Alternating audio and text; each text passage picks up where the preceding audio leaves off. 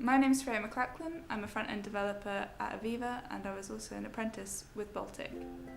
I've been very lucky in my experience of being a developer that I've always been supported by women and surrounded by very strong independent women.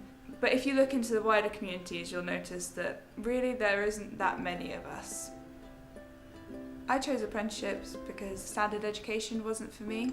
I always liked doing stuff and being hands-on, and knowing that I could be learning and earning money at the same time seemed like a great idea to me, so I just jumped in. I taught myself a bit of HTML and CSS, but I wasn't really getting what I wanted out of it, and I knew I needed some help. I discovered an advert for an apprenticeship at Aviva and was lucky enough to get it.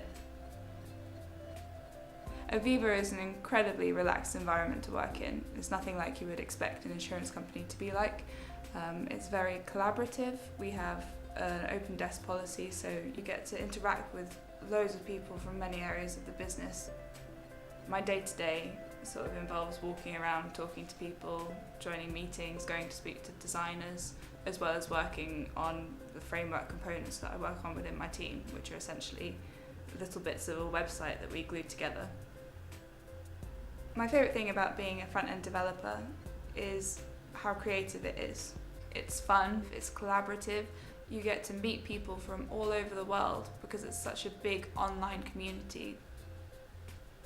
I think it's incredibly important that more women get into tech, specifically software development, because without women like Grace Hopper and Ada Lovelace, we wouldn't have the programming languages like we know today.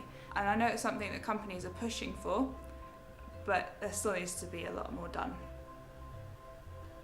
Aviva has been incredibly supportive. They've also given me a lot of opportunities to get involved with women in tech and help promote it.